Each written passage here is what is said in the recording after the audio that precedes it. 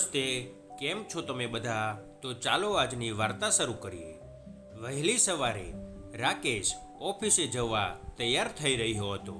ત્યારે તેની પત્ની આરતી ફોન હાથમાં લઈને રાકેશ પાસે આવી અને કહ્યું, સાંભળો, આજે સવારે ફરીથી ગામમાંથી કાકાનો ફોન આવ્યો છે, તો તેમની સાથે વાત કરો. તેઓ કહેતા હતા કે ગામમાં પિતાજીની તબિયત ઘણી બગડી ગઈ છે, એટલે જ તેઓ તમને વારંવાર ફોન કરે છે અને તમે ના તો તેમની સાથે વાત કરી રહ્યા છો કે ના તો તમે ગામ જવાની તૈયારી કરી રહ્યા છો. આરતીએ ગુસ્સામાં કહ્યું તો રાકેશ કંઈ બોલ્યો નહીં અને ચૂપચાપ તેની બેગ ઉપાડીને જતો રહ્યો. જ્યારે તે સાંજે ઓફિસેથી પાછો ફર્યો ત્યારે તેણે જોયું કે આરતી ખૂબ જ પરેશાન હતી. તેમ છતાં રાકેશના આવતાની સાથે જ તે ચા બનાવવા રસોડામાં ગઈ. ત્યારે ફોનની ઘંટડી વાગી તો રાકેશે ફોન ઉપાડ્યો અને તો સામેથી અવાજ આવ્યો, હેલો રાકેશ બેટા, ગામથી હું તારા કાકા બોલું છું. તારા પપ્પાની હાલત બહુ ગંભીર છે, કદાચ નહીં બચે.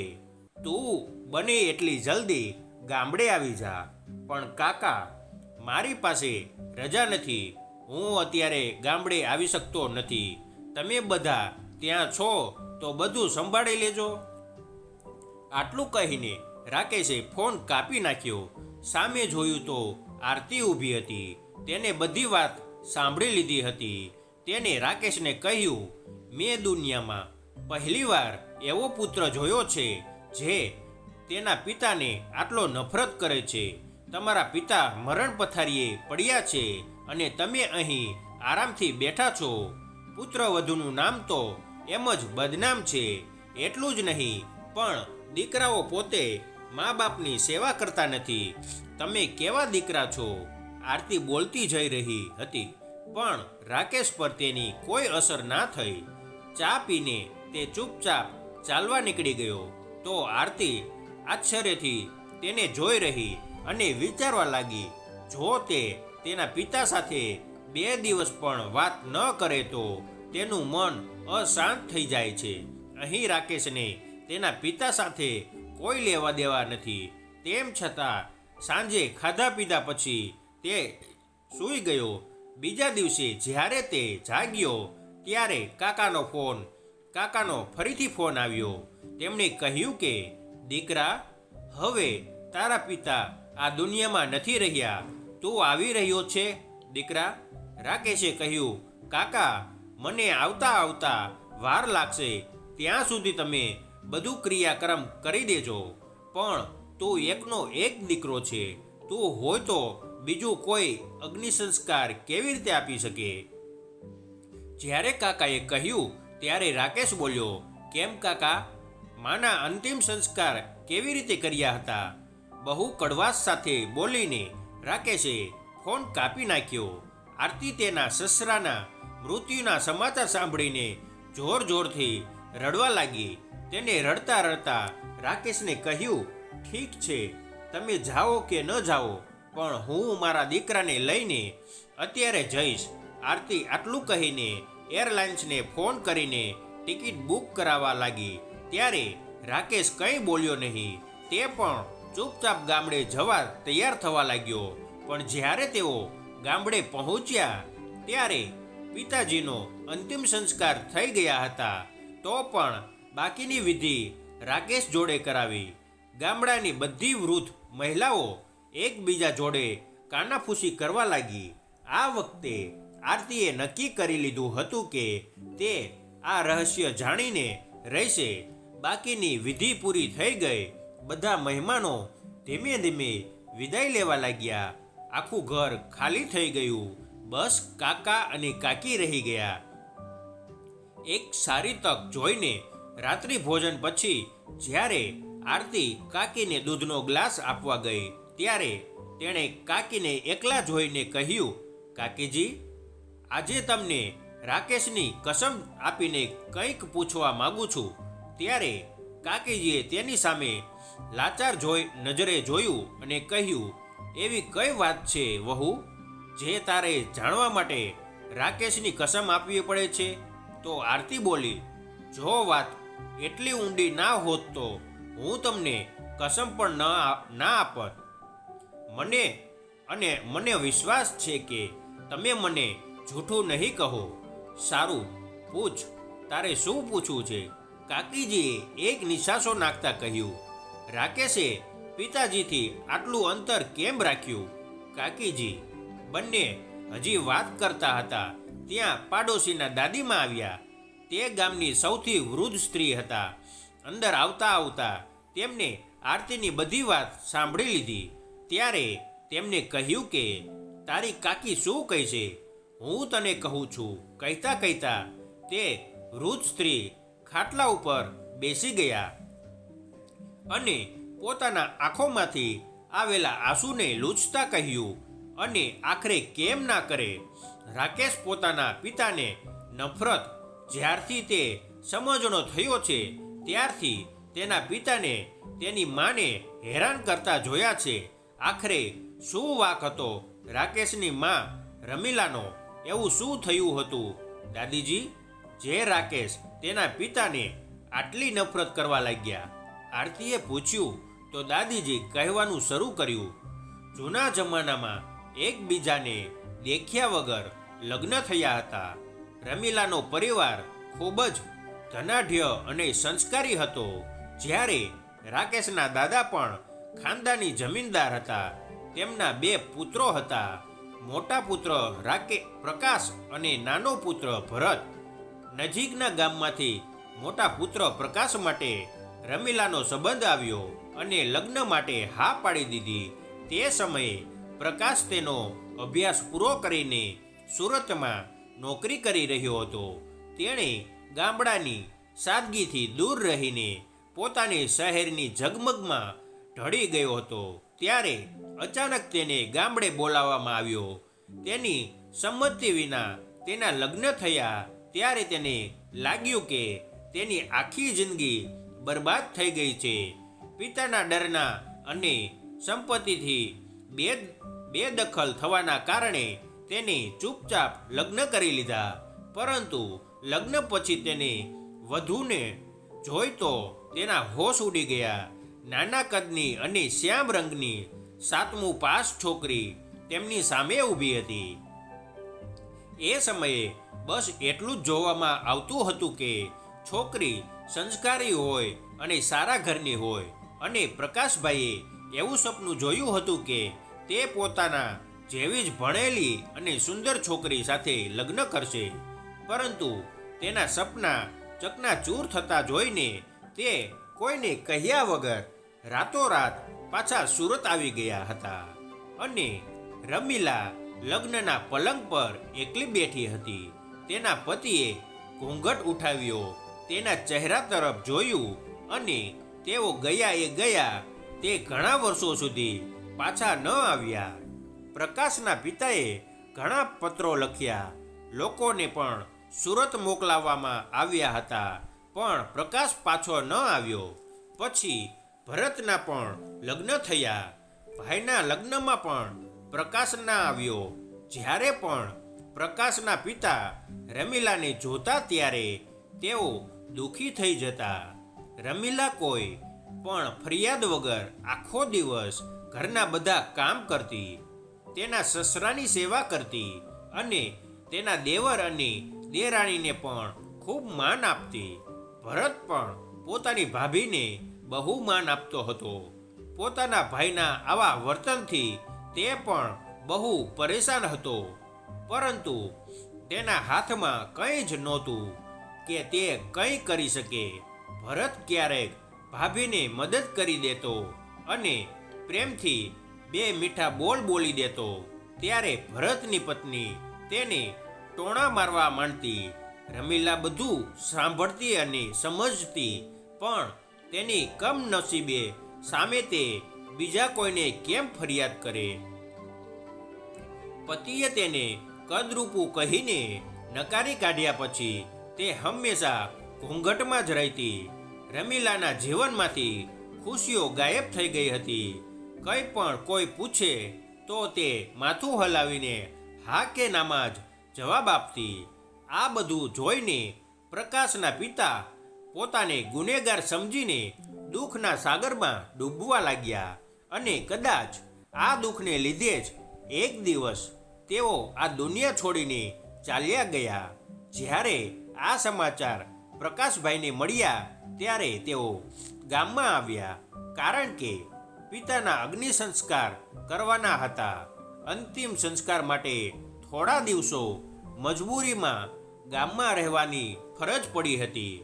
વિધિ પૂરી થયા પછી નાના ભાઈ ભરતે થોડા દિવસ રહેવા માટે આગ્રહ કર્યો, કેમ કે મિલકત અને જમીન વિશે બંને ભાઈઓ સારી રીતે જાણી લે. તો પ્રકાશ રોકાવા માટે તૈયાર થઈ ગયો. છેવટે જમીન અને મિલકતની લાલચ કોને ન હોય. એ દરમિયાન ગામની કેટલીક મહિલાઓએ પ્રકાશને સમજાવ્યું કે તે રમીલાને દિલથી સ્વીકારી લે. આખરે તેનો શું વાંક છે કે તે લગ્ન પછી પહેલીવાર ગામમાં આવ્યો છે, એટલે કમસે કમ હવે તેને તેની પત્નીનો દરજ્જો આપવો જોઈએ. તો કોણ જાણે બિચારી રમીલાનું નસીબ પણ બદલાઈ જાય. ત્યારે શું વિચારીને ખબર નહીં, પ્રકાશ આ વખતે રમીલાના રૂમમાં સૂવા લાગ્યો. ત્યારે રમીલાને પણ ખૂબ આનંદ થયો કે આટલા લાંબા સમય સુધી નહીં તો હવે પછી પ્રકાશ તેને સ્વીકારશે તો તેની જિંદગી સુધરશે. પણ આ કયા સુધી ચાલતું. એક દિવસ પ્રકાશ પાછો સુરત જતો રહ્યો ત્યારે ફરીથી રમીલા ઉદાસ રહેવા લાગી.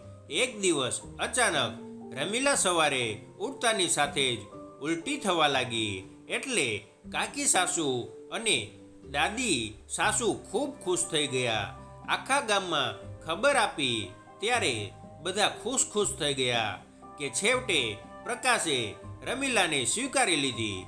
પણ રમીલાએ બધું જ જાણતી હતી કે આ પ્રેમવાળો પ્રેમ ન હતો. આ પ્રેમ એ શારીરિક જરૂરિયાત સિવાય બીજું કંઈ નથી, જે પ્રકાશને તેની પત્ની સાથે મજબૂરીમાં પૂરી કરવી પડતી હતી. ગર્ભાવસ્થા દરમિયાન પણ બિચારી રમીલા ઘરનું બધું કામ કરતી અને તેની દેરાણીઓનો આદેશ સાંભળતી. બિચારા ભરતની એના પત્નીની સામે એક પણ ચાલતી નહોતી. એવું ન હતું કે રમીલાના માતા પિતાને આ બધી ઘટનાઓ વિશે ખબર ન હતી. તેઓ રમીલાને ઘણી વખત લેવા આવ્યા હતા, પરંતુ રમીલા તેના માતા પિતાને ઘરે ગઈ ન હતી. તેને ચોખ્ખે ચોખ્ખું કહી દીધું કે મારા નસીબમાં જે હતું એ મને મળ્યું. આમાં કોઈનો પણ દોષ નથી. હું હવે અહીંથી નહીં જાઉં.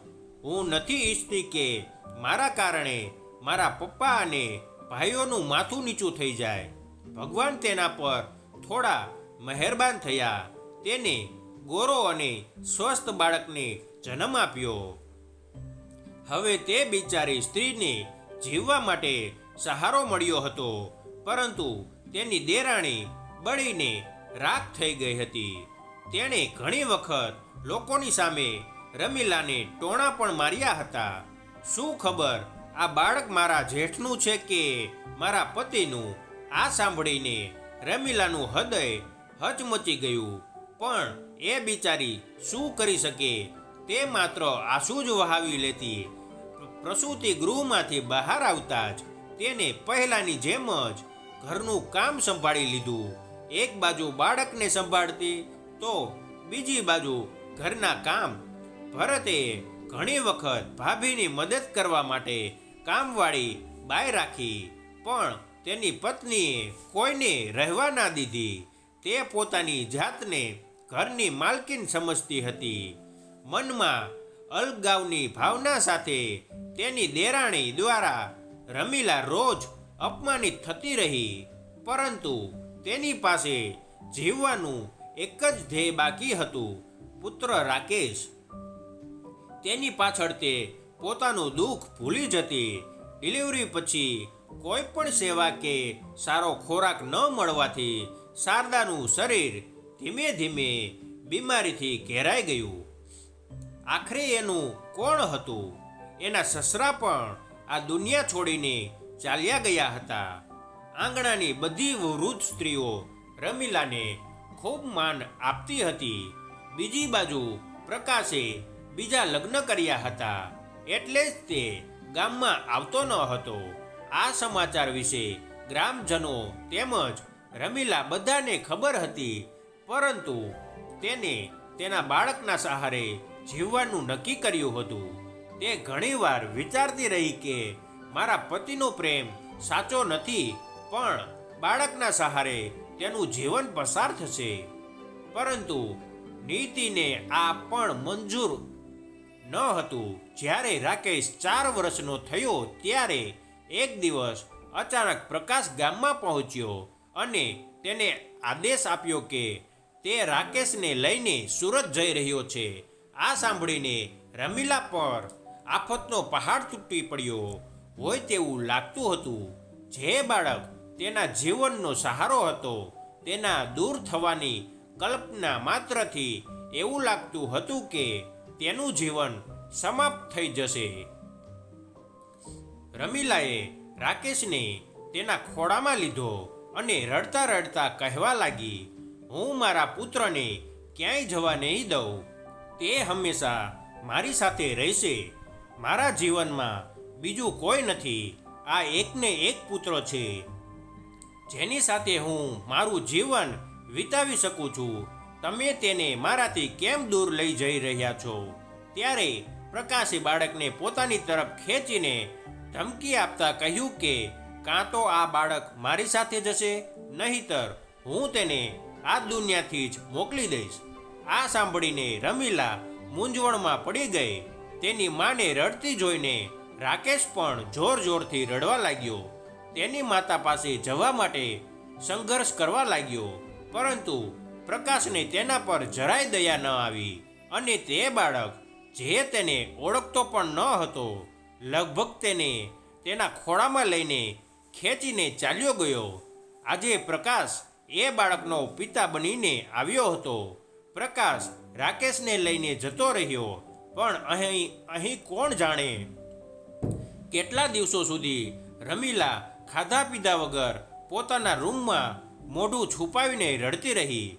બીજી બાજુ થોડા દિવસો સુધી બાળકે પરેશાન કર્યો, પણ ધીમે ધીમે તે તેની માતાને ભૂલવા લાગ્યો. પ્રકાશ રાકેશને તેની બીજી પત્નીને તેની મા તરીકે ઓળખાવે છે. એ જ રીતે લગભગ 8 વર્ષ વીતી ગયા. આ 8 વર્ષોમાં બિચારી રમીલા પોતાના બાળક માટે દરેક ક્ષણે તડપતી રહી. એ દિવસોમાં ઘર ઘર ફોન ન હતો.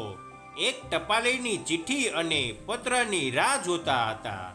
બસ રમીલાની આ મનની બીમારી શરીર પર ભારે પડી ગઈ હતી અને એક દિવસ ખબર પડી કે રમીલાને કેન્સર છે, તો આજુબાજુની મહિલાઓ રમીલાને મળવા આવી. તે આવીને ખૂબ રડી, પણ તેમના રડવાના કારણે રમીલાનું ભાગ્ય ક્યાં બદલાવાનું હતું. રમીલાની દેરાણી પણ તેને એકલી છોડીને બીજી જગ્યાએ ચાલ્યા ગયા હતા. રમીલાના બંને ભાઈઓએ તેની બહેનના કેન્સરની ખબર પડી તો બંને ભાઈ રમીલાને મળવા આવ્યો અને રમીલાને તેમની સાથે ગામ જવાનું કહ્યું. તો રમીલાએ સ્પષ્ટપણે કહ્યું કે એક તરછોડાયેલી પત્ની તરીકે હું મારા સાસરેથી મારા પિયરના ઘરે જવા માંગતી નથી. હું એક પરિણીત સ્ત્રી તરીકે મારા સાસરેથી જ વિદાય લેવા માંગુ છું. જો તમે બધા મારા પ્રત્યે આટલા દયાળુ બનવા માંગતા હોવ તો મહેરબાની કરીને બસ મને એકવાર મારા દીકરા જોડે મળાવી દો. તમારી બધાને મારી આ જ વિનંતી છે. તો નજીકમાં ઊભેલા રમીલાના દેવર ભરતને ભાભીનું દુઃખ ન જોવાયું. તેને પોતાના મોટા ભાઈ પ્રકાશને ભાભીના બીમારી વિશે ખબર કરી દીધી અને તેમની ઈચ્છા પણ કહી દીધી. પરંતુ તેના મોટા ભાઈ પ્રકાશનું પથ્થર જેવું દિલ ના પીગળ્યું અને એને પોતે પણ આવવાની ના પાડી દીધી અને પોતાના દીકરાને પણ મોકલવાની ના પાડી દીધી. ત્યારે ભરતે તેના મોટા ભાઈને કહ્યું, ભાઈ, આટલા કઠોર દિલ પણ ના બનો. એકવાર આવીને રાકેશને ભાભીથી મળાવી દો અને તમે પણ મળી લેજો. કદાચ તેઓ શાંતિથી મરી શકે. પણ પ્રકાશ પર આ વાતોનો કોઈ અસર ન થઈ. તેણે આવવાની ના પાડી. ત્યારે ભરત રમીલાના 2 ભાઈઓ અને ગામના કેટલાક લોકો સાથે સુરત તેના મોટા ભાઈ પ્રકાશના ઘરે પહોંચ્યો. તે સમયે પ્રકાશ ઘરે ન હતો. જ્યારે તેમણે બેલ વગાડી ત્યારે દરવાજો તેની બીજી પત્નીએ ખોલ્યો અને તે બહાર આવી. જ્યારે તેને દરવાજો ખોલ્યો ત્યારે તેઓ બધા સીધા અંદર જતા રહ્યા અને બૂમ પાડી, પ્રકાશ અને રાકેશ ક્યાં છે? ત્યારે રાકેશ તેના રૂમમાંથી બહાર આવ્યા. ત્યારે આ બધા કોણ છે તે સમજી કે ઓળખી શક્યો નહીં. એટલે તેને કહ્યું, માં, આ બધા કોણ છે અને તમારા પર ગુસ્સો કેમ કરે છે? આ સાંભળીને ભરતે રાકેશને પોતાની તરફ ખેંચ્યો અને કહ્યું, આ સ્ત્રી તારી માં નથી.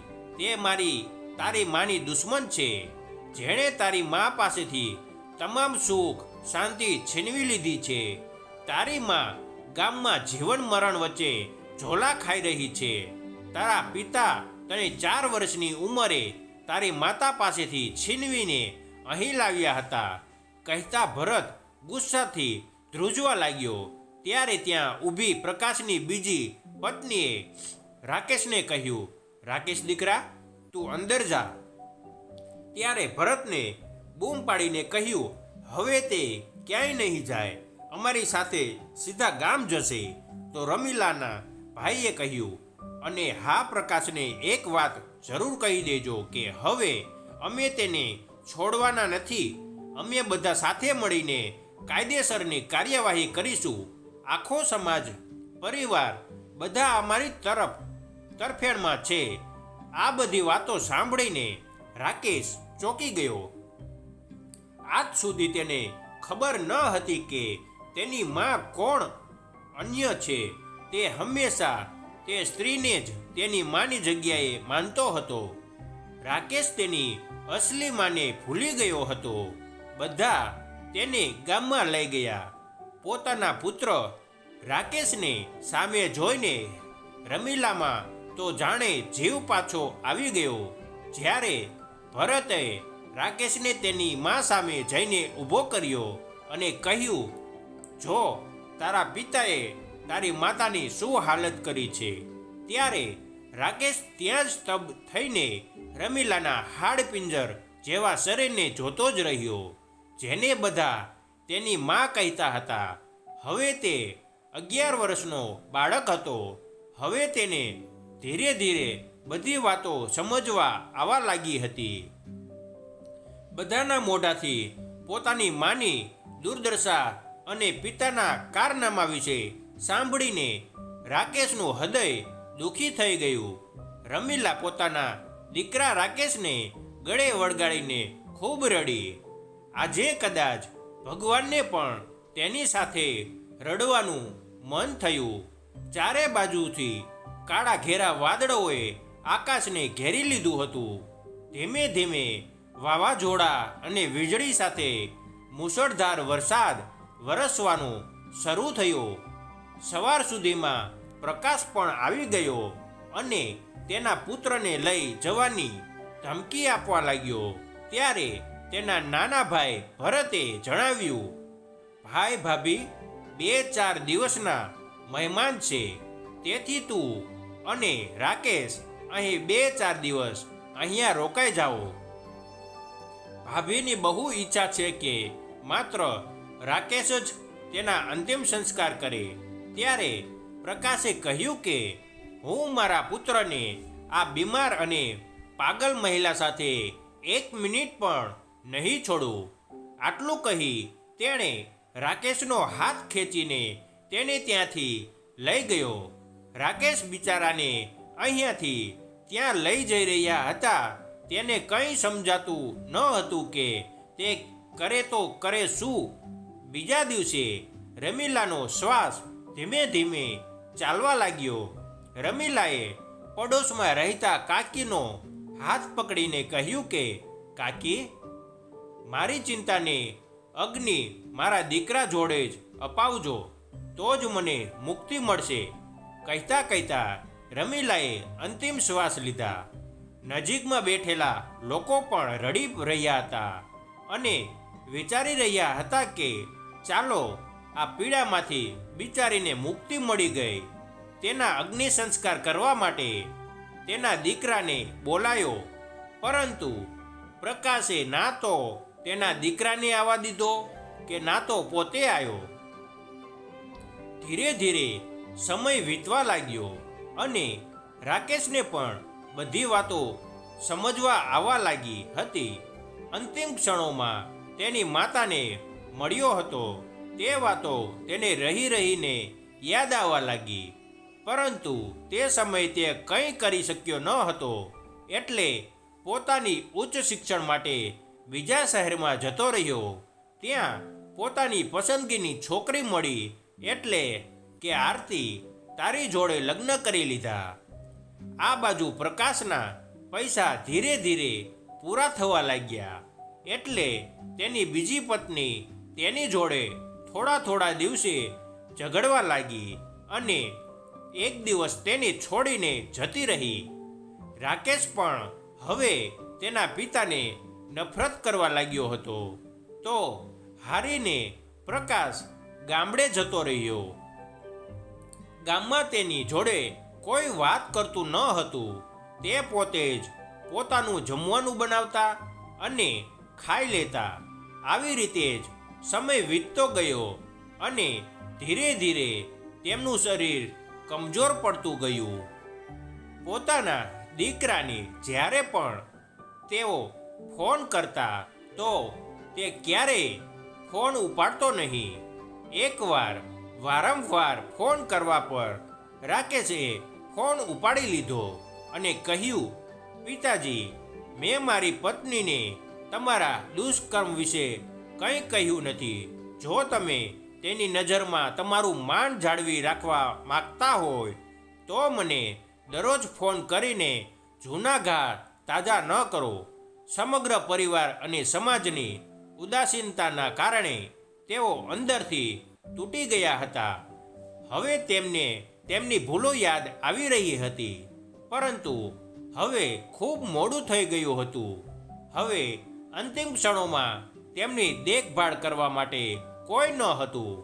તો હારીને પડોશમાં રહેતા મૈતા કાકાએ રાકેશને ફોન કર્યો, પણ રાકેશના જવાબ આગળ તેઓ ચૂપ થઈ ગયા, કેમ કે તેમને યાદ હતું કે રમીલાનો છેલ્લો સમય હતો ત્યારે લોકોએ તેમને કેટલી વિનંતી કરી હતી પ્રકાશ અને રાકેશને રોકવાની, પણ પ્રકાશ રાકેશને લઈને અહીંયાથી જતો રહ્યો. અને રમીલાના અંતિમ સંસ્કારમાં પણ તેના દીકરાને આવવા ના દીધો. રમીલાની અંતિમ ઈચ્છા પણ પૂરી ન થવા દીધી કે રાકેશ તેની ચિંતાને અગ્નિ સંસ્કાર આપે. તે સમયે રાકેશ 11 વર્ષનો હતો, એટલે તેને થોડું સમજમાં આવવા લાગ્યું હતું. તે સમયે તો તે કશું બોલી શકતો ન હતો, પરંતુ જેમ જેમ તે મોટો થયો તેને તેના પિતાથી નફરત થવા લાગી, અને આ કારણે જ રાકેશ તેના પિતાને અગ્નિ સંસ્કાર આપવા આવ્યો ન હતો. તેના સાસુની આવી કરુણ વાત સાંભળીને આરતીની આંખમાંથી આંસુ વહેવા લાગ્યા અને તે આખી રાત સૂઈ ન શકી. દિવસ ઉગતા જ રાકેશને શહેરમાં પોતાના ઘરે પાછા જવાનું કહ્યું. પોતાના ઘરે પાછા આવીને આરતીએ રડતા રડતા રાકેશને કહ્યું, મને માફ કરી દો રાકેશ, મને ખબર ન હતી કે મા જોડે આટલું બધું ખરાબ થયું અને તેમને દુઃખ આપવાવાળા બીજું કોઈ નહીં પણ પિતાજી જ હતા. મેં તમને કેટલું ખોટું કરી કહ્યું, પણ તમે મને ક્યારે પણ કશું ના કહ્યું. આટલું સાંભળીને રાકેશ પણ મન પર કાબૂ ન રાખી શક્યો અને રડી પડ્યો. થોડો સમય બંને જણા રડતા રહ્યા. આજે રાકેશનું મન અને તેનો અંતરાત્મા બંને હલકા થઈ ગયા હતા. રાકેશે જઈને કબાટમાંથી પોતાની માનો ફોટો કાઢ્યો અને ફૂલ મૂકીને દીવો કર્યો. ફોટામાં હસતા રમીલાબેન જાણે ત્યાંથી જ બંને જણને આશીર્વાદ આપી રહ્યા હતા. આજે રાકેશ સાચેમાં આનંદમાં હતો કે આખરે આજે તેને તેની માતાનો બદલો લઈ જ લીધો. જો તમને વાર્તા ગમી હોય તો લાઈક, કમેન્ટ અને શેર કરજો. અને જો તમે નવા હોય તો ચેનલને સબસ્ક્રાઈબ કરજો. તો ચાલો ફરી મળીએ એક નવી વાર્તા સાથે. આવજો. તમારો ખૂબ ખૂબ આભાર.